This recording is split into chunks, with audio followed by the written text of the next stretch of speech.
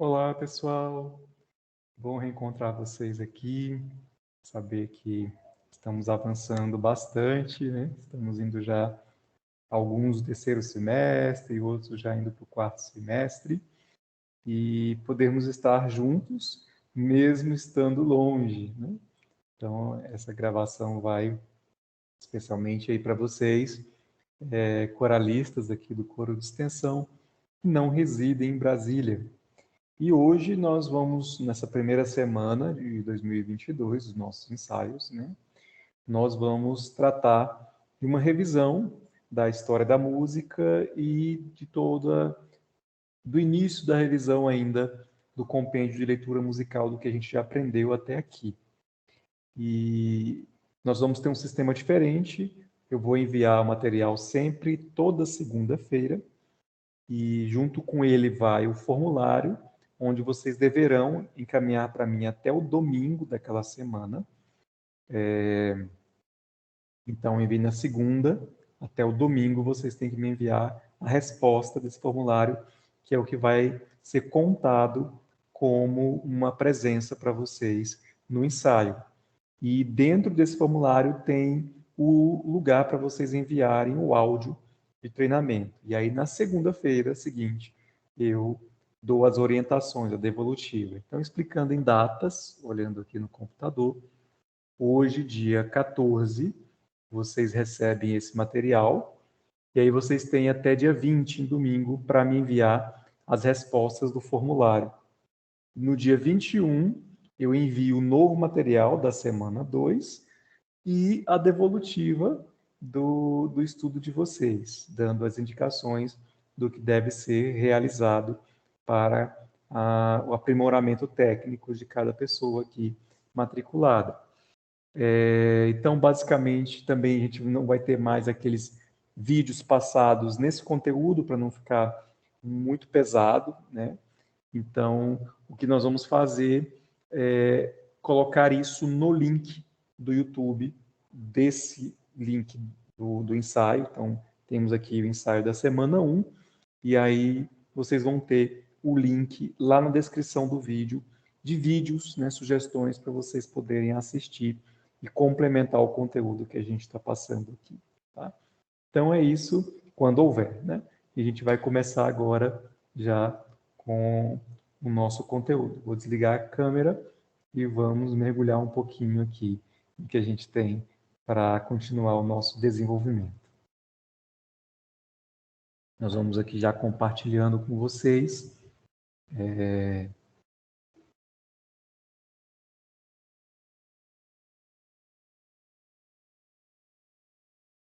A nossa...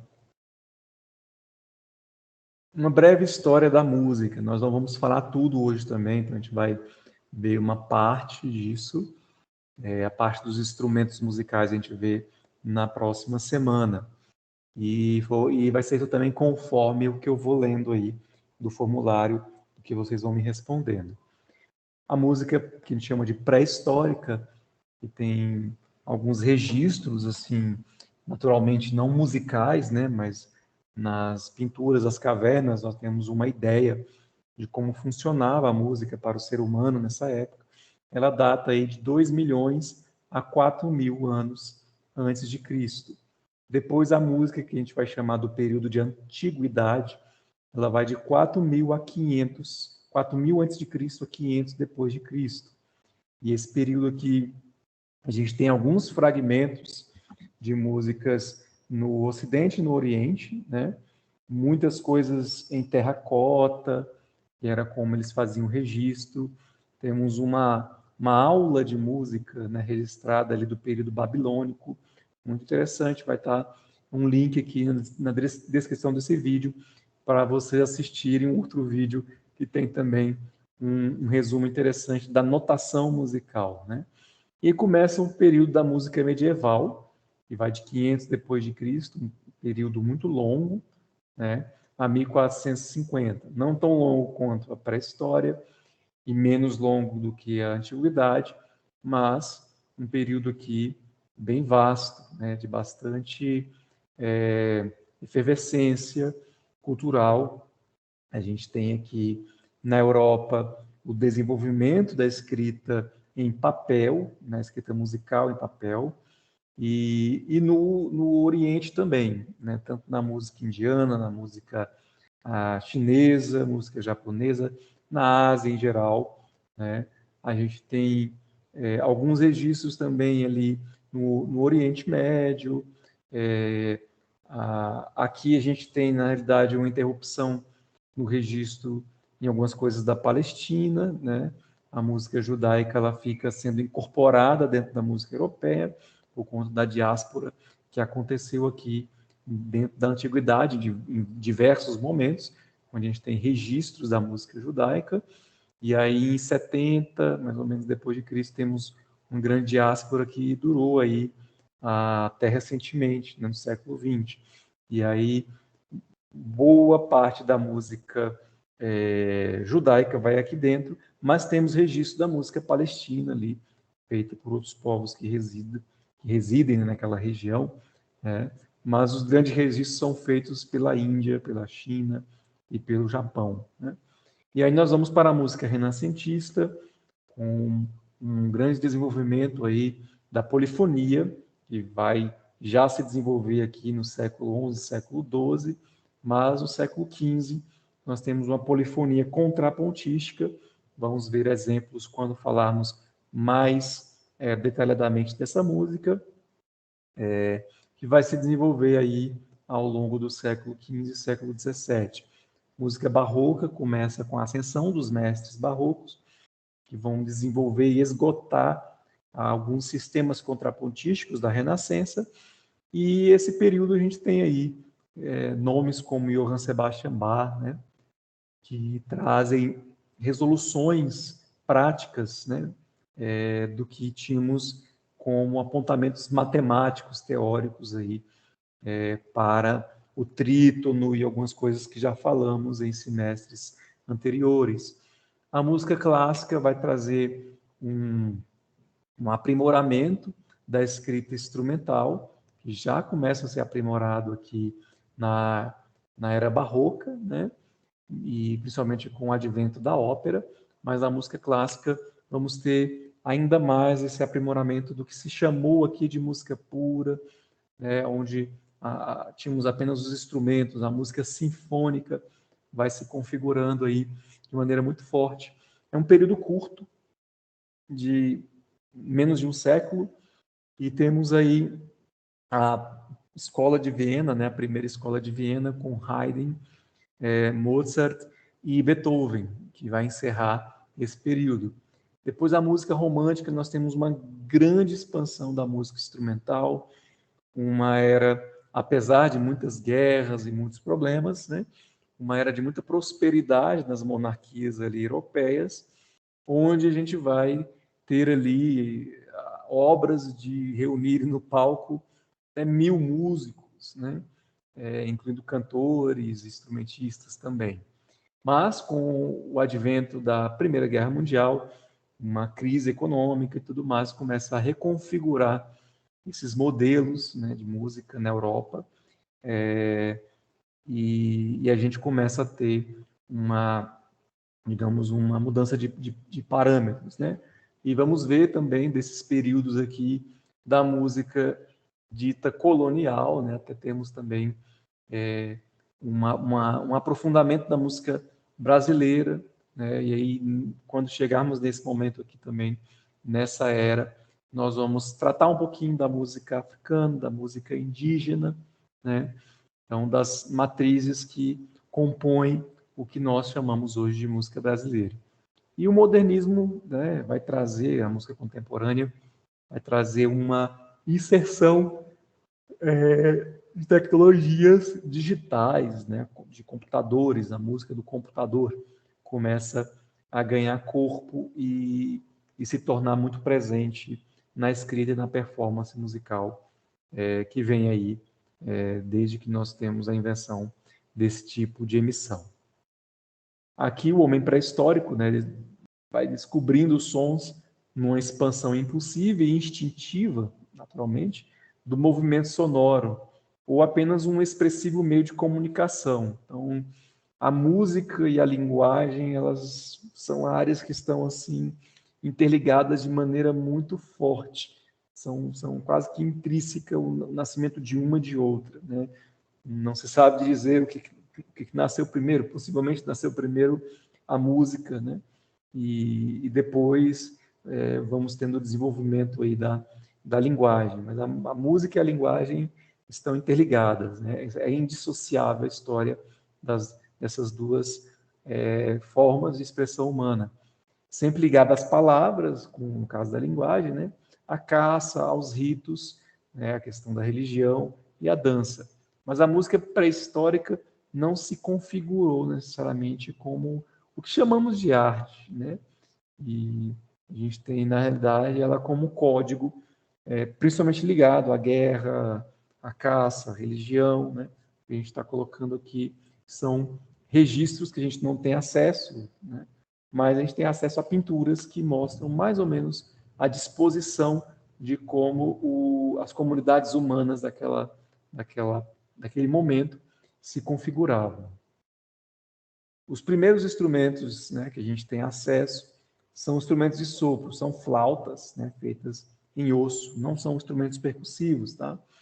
E esse instrumento mais antigo, que a gente fala mais antigo, gente, é o mais antigo encontrado, né?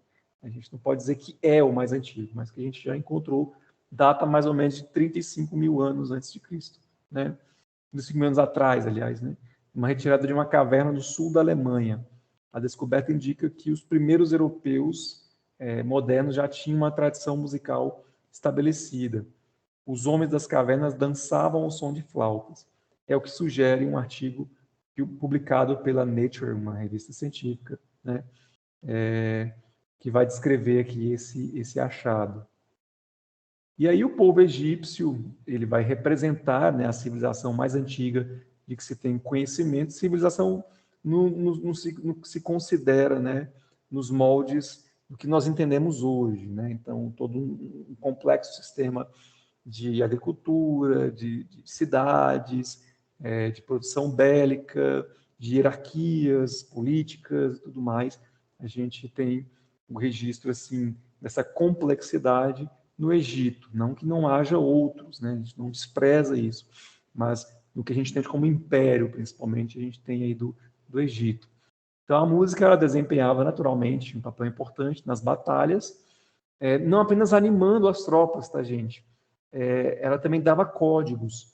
Então, os tambores estabeleciam padrões de formação dos exércitos, sinais de perigo, de avançar, de recuar, né?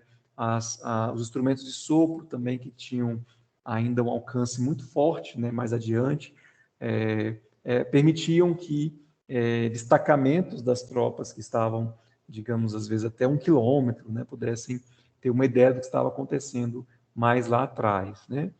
E até avisar, né, o que estava por vir.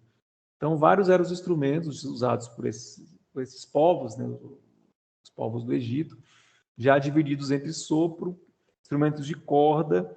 Naturalmente, eles não tinham um papel bélico, era um papel mais ritualístico e de diversão, né, para banquetes e festas, e instrumentos de percussão, né, flautas, tímpanos, que não eram como o tímpano que a gente conhece hoje, tá? Gongo, um instrumento de percussão, de alto alcance, né? E a lira, a gente vê muito a lira no Egito, e existe uma grande influência, gente, da cultura egípcia sobre a cultura grega, tá?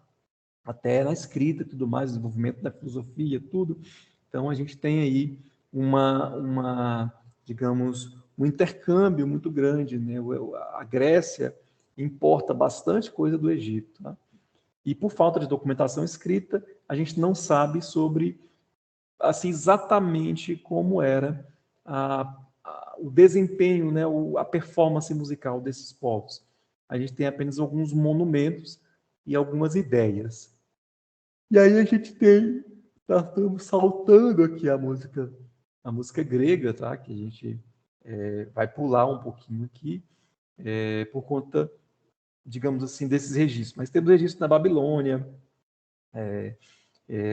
de uma aula de música ali sendo colocada em terracota, algumas canções, ali o registro do epitáfio de séculos, né? Então, outras coisas que a gente tinha, que era um rolo, né, feito também ali com o material que era possível fazer a grafia, mas a coisa em papel vai desenvolver mais na era medieval, né? E o que a gente tem é a constituição de grupos de músicos profissionais que trabalhavam para um rei, um nobre, ou para a igreja, ou para um poder municipal, de uma forma mais ou menos permanente. Então, a gente tem ali grupos que ficavam nos coretos, nos coros, né, que são uma espécie de mezaninos nos castelos, nas igrejas, ou às vezes nas praças das cidades, e eles funcionavam ali como um corpo fixo, com músicos contratados para atividades cívicas, atividades religiosas, atividades de divertimento também, né? Existiam os menestréis, né? Os menestréis baixos que tocavam instrumentos de sonoridade mais fraca, e os menestréis altos, tá? Que tocavam instrumentos de sopro com forte sonoridade, tais como trombetas, charamelas, sacabuchas, cornetas e mais tarde as dulcianas, que é o baixão e o baixãozinho, vocês vão ver nessa formação aqui, que eram para formações mais externas, né? Então os menestréis baixos é o que vocês veem nos filmes, que tocavam nos castelos, né? Que é esse grupo aqui. E os menestréis altos, que seriam esses, que é o que tocavam músicas mais fortes, né? Para atividades mais ao ar livre ou coisas mais pomposas, vamos dizer assim, também em igrejas maiores, né? Então o baixão está aqui, esse instrumento aqui que nos lembra seria hoje um fagote. Temos aqui a bombarda, a charamela, a corneta, desculpa, tá? A charamela, que é esse instrumento aqui que tem formato cônico, mas não tem aqui um aditivo, né? Uma espécie de um cilindrozinho aqui que faz com que o som fique mais forte, né? E tem uma extensão até um pouco mais grave, que é o da bombarda. Então temos duas bombardas aqui, essa formação. Essa pessoa está tocando bombarda, essa aqui também. Um baixão, uma corneta, tem um som mais agudo, e uma sacabucha, que é o ancestral aí do que a gente conhece como trombone, tá? E a gente tem outros instrumentos, até derivações, instrumentos de cordas também, né? Temos a museta, que parece com o que a gente vai depois ver na gaita de fole, né? A flauta com tambori, coisa que vai influenciar muito ali através da música portuguesa que a gente ouve na música nordestina hoje, né? Com a zabumba e o pife, né? E a alboca também, um instrumento de sopro que vai se configurar em algumas culturas, né? De tradição menos romana, vamos dizer assim.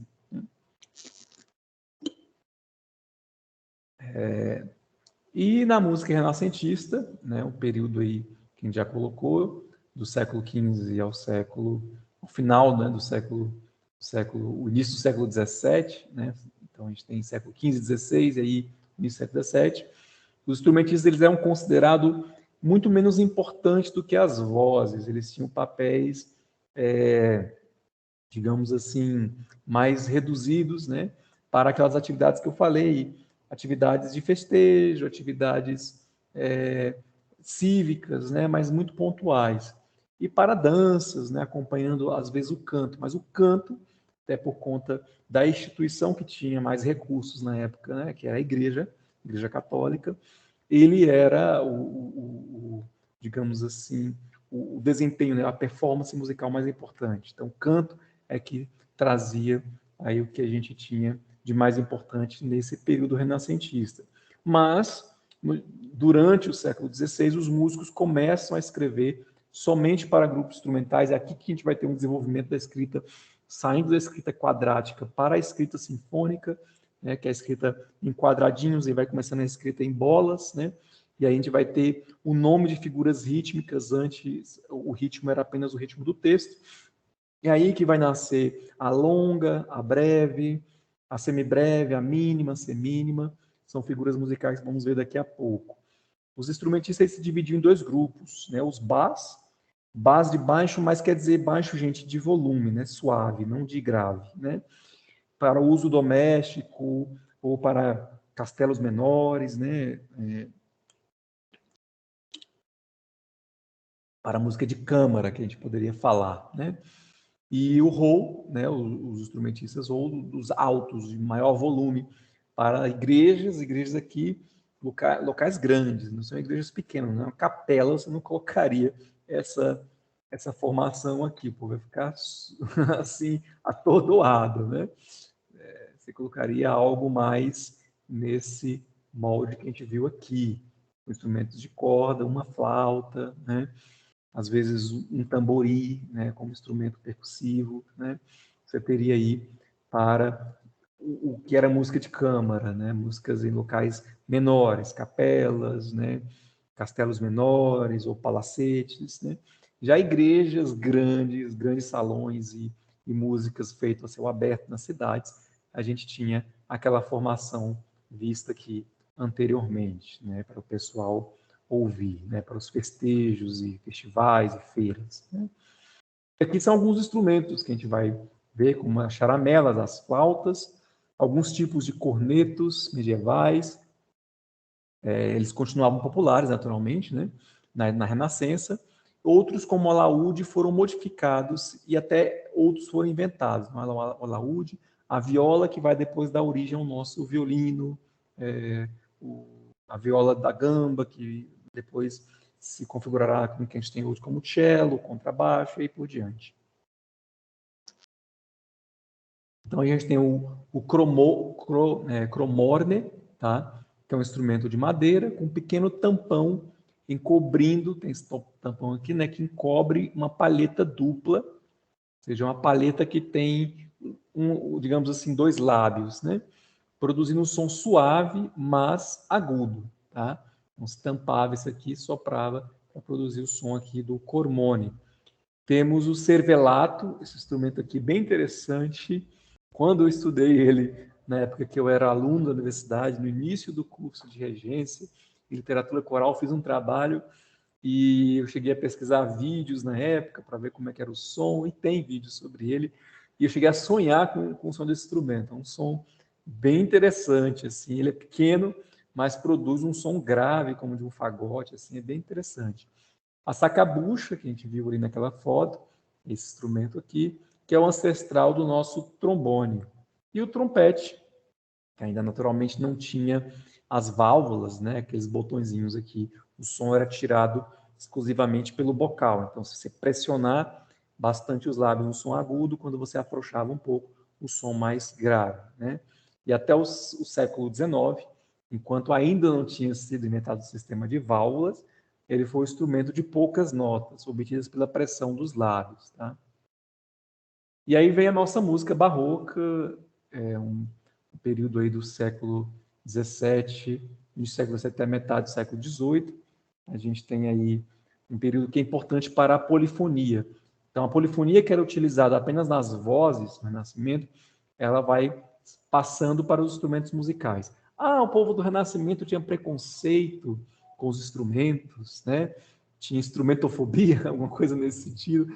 Não era isso, não. É porque os instrumentos eram muito limitados. Então, esses instrumentos que nós temos aqui, eles tinham uma afinação limitada, né? As escalas, tudo era feito apenas com a série harmônica, vamos ver mais adiante, mais em uns ensaios para frente, e aí você não tinha possibilidade de fazer muitas notas, e o único instrumento que tinha essas possibilidades era a voz humana, né? Então, por isso, por ser o instrumento, a sacabucha até conseguia acompanhar, né, mais ou menos ali a voz humana, por conta desse sistema aqui, onde ela vai posicionando, né, a série harmônica do tubo, e assim podia alcançar mais notas. Aí ela conseguia, às vezes, fazer um colavoce, né, tocar junto com a voz.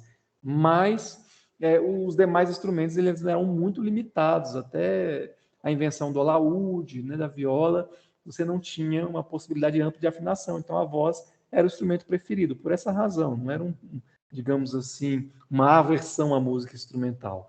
Com o desenvolvimento da tecnologia, né, principalmente advindo do desenvolvimento da ciência, da matemática, começou-se a desenvolver instrumentos como o cravo, né, que permitia-se tocar, além de várias notas, né, tocar assim cromatismo, também tocar em vários tons. E aí começa a nascer uma música chamada de absoluta, que é a música instrumental pura, e começa a haver até uma fixação mesmo, uma obsessão pela música instrumental, e até uma exclusão da música vocal. É normal, né? Não se tinha na história humana algo tão rico assim, e aí os compositores vão preferindo dar mais atenção à música que depois vai ser a música sinfônica do que a música vocal. A música vocal já tinha se desenvolvido bastante e foi a base, inclusive, para toda a formação instrumental do período barroco. E não mais apenas como acompanhamento à música instrumental, né, para dança e tal, mas ela também começa a ser uma música para ser ouvida, né, apreciada. Neste período extremamente rico nasceu a orquestra e a ópera. E aí, os instrumentos do barroco, a gente tinha basicamente para a orquestra os oboés, a flauta também entra aqui, tá, gente? Fagote, ao tímpano já mais rico, não é esse tímpano aqui, isso aqui já é um tímpano já mais clássico, tá? Que ele tem um pedal aqui, era um tímpano de uma afinação só, basicamente, tá? E nós temos aqui o trompete, né? E o contrabaixo, o cello, as violas, né? Os violinos, e aqui a formação. Então, o cravista aqui ao centro, ou organista às vezes também, né? Os primeiros violinos, os segundos violinos aqui, as violas aqui, né? Os cellos aqui, isso por uma questão acústica, era interessante, né? Estereofônica até, né? Então temos aqui agudos, médio agudos para a direita de quem ouve, né? Médio graves aqui à esquerda, ao centro, médio graves, né? Mais grave agudos assim, ainda, né? Médio, mais graves ainda aqui à direita, um grave aqui bem à direita, né? Mais atrás, aqui um instrumento de sopro agudo para complementar e preencher todo esse processo, e os sopros aqui do agudo para o grave nessa formação. É uma formação que vai ser escolhida pelo desempenho acústico das salas de concerto que começam a surgir, para o fosso da ópera também, né, que esconde os instrumentos ali embaixo para que se dê destaque mais à cena. O órgão vai se desenvolvendo, os órgãos de tubo, né, para o funcionamento mecânico, que é uma das grandes invenções desse período, né, para, digamos assim, que impressionava bastante o pessoal. E aqui alguns outros tipos de instrumento, vários tipos de flautas, temos aqui uma viola da gamba, instrumentos de sopro variado, trompa primitiva sem o pistão, né? Temos aqui alguns cornetos, trompetes e assim por diante. Na música clássica, que é um período bem curto, né? A gente vai ter o aprimoramento dessa música sinfônica e o nascimento da sinfonia como a gente está acostumado. Ela nasceu antes, lá no Barroco já tem o termo sinfonia, mas a pessoa que é considerada matriz para o movimento sinfônico é esse compositor aqui da primeira escola de Viena, que é o Joseph Haydn, né? A música deste período tem um estilo caracterizado por um refinado sentido de harmonia, um equilíbrio de expressão e disciplina do espírito. Se busca aqui uma espécie de renascimento do classicismo grego, por isso que é chamado de classicismo, né, esse período, porque eles citam muito isso. Então, a simetria grega, né, tudo isso é buscado. A gente vê na arquitetura de Viena isso e na música também vienense. Nós vamos ver esse processo, né, uma música que transmite claridade, repouso e lirismo. E aí, instrumentos que vão se configurar muito, que apesar de serem chamados de madeira, já começamos a ter o uso do metal para a construção de instrumentos e com válvulazinhas, né, pistõezinhos aqui, não pistão, mas mecanismos para termos mais cromatismo nos instrumentos e permitir um maior lirismo neles, né? Então temos aqui a flauta, os oboés, a clarineta, que vai ser inventada nesse período e incorporada à música orquestral, principalmente pelo Mozart, né? E o fagote. E aí o cravo cai em desuso para preenchimento harmônico, até porque a sua projeção é muito, muito suave, então a orquestra já engole, vamos dizer assim, de forma acústica esse instrumento. E aí vamos ter esse papel mais para as trompas, ela ganha esse pistão aqui para poder ter mais variedade de notas, e o trompete também começa a ganhar o pistão aqui para ter mais variedade de notas. A gente vai falar sobre isso mais adiante, como que se ganha essa variedade de notas, né, quando a gente for estudar sobre a série harmônica. E aí chegamos na música romântica, que foi influenciada por temas da literatura, né, do romantismo, por temas do tempestade e ímpeto, então o contraste, né, entre o tudo ou nada, o 8 ou 80, vamos dizer assim, né. Então ela tinha o piano súbito e o fortíssimo, né. Você vai ver isso nas sinfonias beethovianas e aí por diante, Mendelssohn, Brahms, né, compositores que vão trazer isso. E aqui a gente começa a ter também, gente, um iniciozinho aí de um destaque para as compositoras. Tem Fanny Hensel, Fanny Mendelssohn, a irmã do Mendelssohn, que já começa a ter permissão de proeminência e pode publicar, né, suas obras musicais. E as cartas dela para o irmão são referências para interpretarmos as obras do Mendelssohn, que é o autor da famosa Marcha Nupcial que a gente conhece aqui no Brasil, né? Que é a musicalização, não seria o termo, mas é a forma musical, né?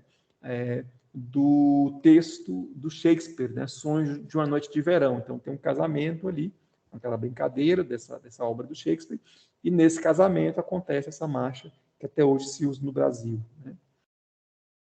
E os instrumentos musicais vão avançando, vem o surgimento do sax, os pistões aqui para o trompete, temos sousafone, tubas, né? Instrumentos que vão ganhando aí, digamos, cada vez mais força, né? E na ópera, né, temos as tubas wagnerianas para dar ali, digamos, todo o lirismo e heroísmo que às vezes tinham nos textos.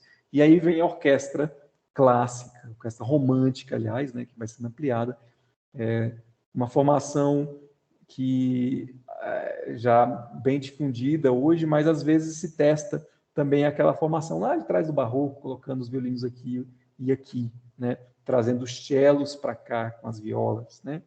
Mas é uma formação também muito conhecida, violinos 1 e 2, violas, cellos, vários contrabaixos, 8 às vezes, né? O piano, harpas, né? Às vezes duas harpas na mesma orquestra, conforme era o poderio econômico, né, daquele país, daquela cidade, né, no caso de Viena, flautas, né, flautim, pícolo, né, oboés, corno inglês, né, variedades aí de fagotes e contrafagote, clarinetas e clarone, celesta, carrilhão, xilofone, pratos, triângulo, bumbo, uma percussão bem complexa aqui, tantã, 3, 4 tímpanos às vezes, né? 4 trompas, 3 trompetes, 3 trombones, tuba, pelo menos uma, né? Claro que isso aqui custa muito caro, né? E aí isso vai reduzindo depois da Primeira Guerra Mundial, tá, gente? E aí no modernismo, né, a gente vai ter uma mudança da relação do homem com a cidade, a tecnologia, né? Vamos ter mais uma revolução industrial, já a automatização começa a surgir, e a gente também tem uma modificação na música, a música urbana, ela não se prende mais a esse contexto da música do teatro, da música das salas de concerto, e começa a ganhar mais o contexto dos becos, dos guetos, né? E de uma música de menor custo de produção também, já que aqui vemos várias crises aí por conta de guerras no Ocidente, né? E não vou falar sobre o Oriente, porque já temos muita coisa para falar nesse período mais adiante, né? E aqui, as camadas mais pobres, que antes tinham que se contentar com uma música mais simples, começam também a produzir músicas mais complexas e ter acesso até a certos instrumentos que antes eram mais exclusivos aos músicos da orquestra. Então, é isso sobre a história da música. E vamos ver aqui uma revisão breve do que aprendemos da escrita, né, musical. Tendo essa apostila que eu vou passar para vocês depois, tá? Elaborado por um projeto ali do maestro Jorge Nobre, lá do governo do estado do Ceará. Então, Netinho, né, que é o nosso coralista que está no Ceará, você procura saber mais sobre ele, é um projeto muito, muito legal que ele fez para bandas, né? Então, melodia a gente já viu que é a combinação dos sons sucessivos, a harmonia sons simultâneos, lembrando que a gente já sabe que a melodia e a harmonia, a gente tem que estudar essas duas coisas juntas, né? Os intervalos que se dá na melodia também serão importantes para a harmonia. O contraponto a gente vai se aprimorar mais um pouco neste semestre, que é o conjunto de melodias dispostas em ordem simultânea, né? Um ponto contra o outro. E o ritmo são as combinações dos valores de tempo.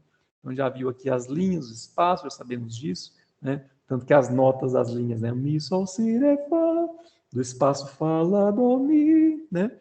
A gente já aprendeu, já bateu muito nisso. As chaves, né, de sol, vai dizer onde fica a nota sol, chave de fá, clave de dó, que ela já é utilizada junto com a clave de fá, lá desde a escrita de Guido de Arezzo, no século XI.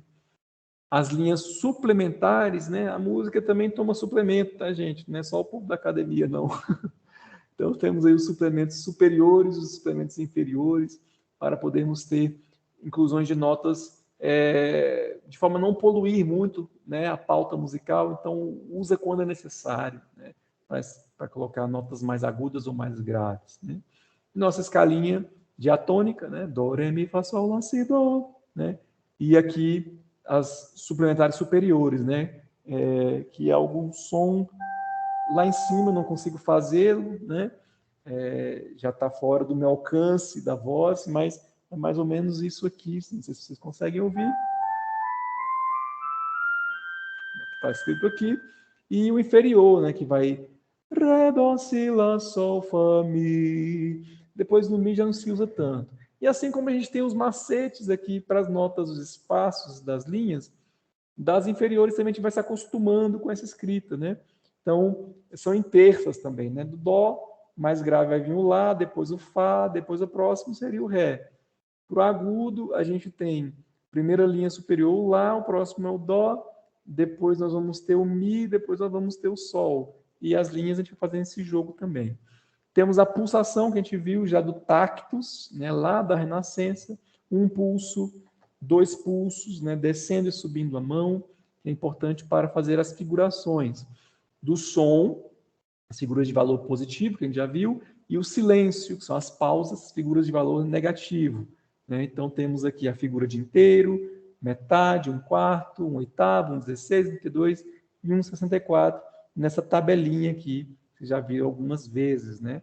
Então, do inteiro temos duas metades, cada metade do inteiro temos 4 quartos, do inteiro 8 oitavos, do inteiro 16, 16 avos, 32, 32 avos, 64, 64 avos. Né? E os compassos, de forma geral, nós temos 3 básicos, tá? Depois vocês vão ver que já existem outras formulações, que é o binário, o ternário, né? E o quaternário, ou seja, quando temos 1, 2 ou 4 pulsos por medida.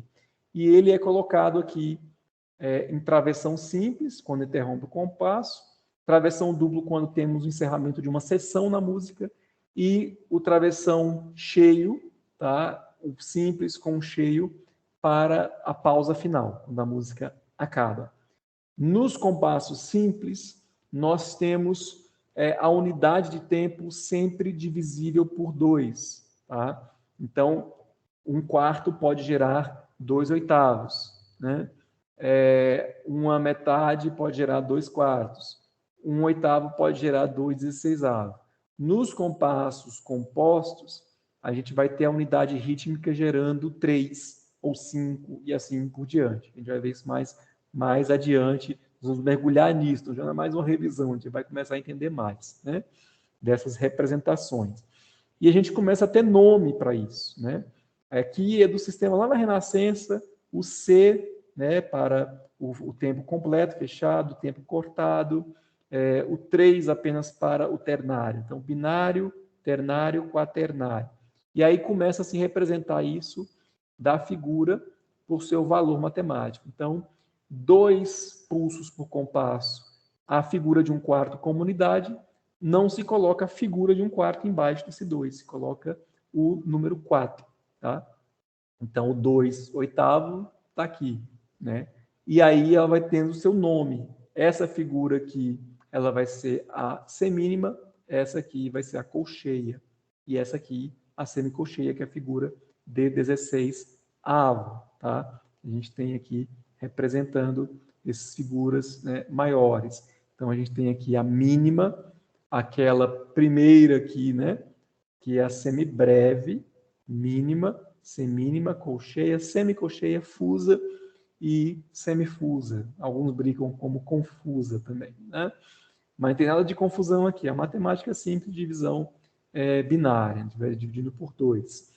A regência, já vocês vão ver mais adiante como ela funciona, mas isso aqui é uma regência mais clássica, né, do primeiro, segundo tempo, né? Primeiro, segundo, terceiro tempo, primeiro, segundo, terceiro e quarto tempo. Eu não uso essa regência, mas talvez a maestra ou maestro aí na sua cidade utilize isso. É importante vocês que estão longe da gente estarem cantando um coral e ajudando a regente ou o regente do coro com o conhecimento que vocês estão adquirindo aqui. Então, a gente tem aqui alguns exercícios de solfejo. Vou cantar rapidamente. Vocês não vão fazer esse exercício, vão fazer o do vídeo, só para a gente ver se estamos afiados mais ou menos aí na leitura, né? Do, sol, lá, sol, fá, mi, ré, dó. Sol, fá, mi, ré, dó. Mi, ré, sol, dó. Mi, ré, sol, fá, mi, ré, dó. Dó, ré, mi, fá, sol, fá, mi, ré, dó, ré, mi, fá, sol, fá, mi, ré, dó. Com licença para beber uma água, vocês viram a interrupçãozinha aqui, deu uma sede, né?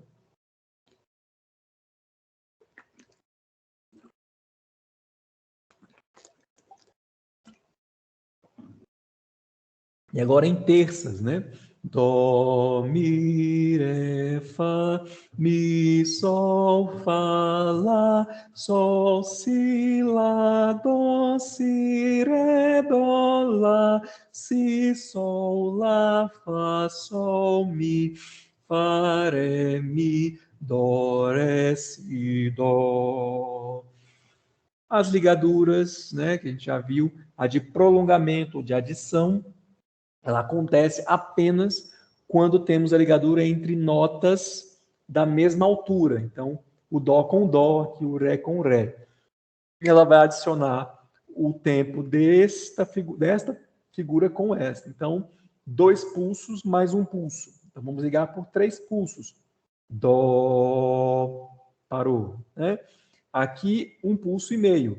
Então, nós vamos ter a metadezinha aqui, que ela é contabilizada muito no tactus, que eu falei para vocês lá nos ensaios para trás, uns semestres atrás. Então, vou solfejar isso aqui para vocês terem uma ideia. Dó,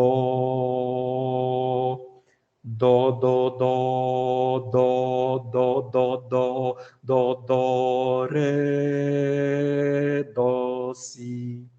É o que está escrito aqui com essa figuração rítmica. Já a ligadura de expressão, que faz o legato, é quando temos a ligadura em notas de alturas diferentes. Então, nós temos aqui uma ligação do Ré até o Lá, depois do Fá até o Dó na descendência, né? Na escala descendente, do Si até o Ré. E o que significa isso? Se eu solfejar isso sem a ligadura, fica assim: Dó, Ré, Mi. Não. Dó, Ré, Mi, Fá, Sol, Lá, Sol, Fá, Mi, Ré, Dó, Si, Lá, Sol, Fá.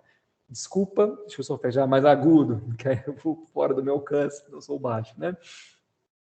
Dó, Ré, Mi, Fá, Sol, Lá, Sol, Fá, Mi, Ré, Dó, Si, Lá, Sol, Fá, Mi, Ré, Dó, Mi, Sol, Dó. Beleza. Legato, como é que vai funcionar? Dó, Ré, Mi, Fá, Sol, Lá, Sol, Fá, Mi, Ré, Dó, Si, Lá, Sol, Fá, Mi, Ré, Dó, Mi, Sol, Dó. Então, eu desliguei aqui para ligar esse grupo de notas. Dei uma desligada aqui para ligar esse grupo de notas. O ponto de aumento, nós já vimos que ele é o aumento daquela figura no seu valor de metade. Então, se temos a figura de metade, aqui a mínima, teremos a mínima adicionada a uma semínima, uma figura de 1/4. Né? Então, fica Dó, 3, pulsos. E as pausas, elas também podem ser pontuadas, elas não têm ligadura entre elas. E podemos ter ponto duplo, ou até triplo de aumento. Como é que ele vai funcionar? É a figura mais a metade dela, mais a metade da metade dela. Então, a metade de metade é um quarto. A metade de um quarto é um oitavo. Então, isso aqui significa que vamos ter essa resolução.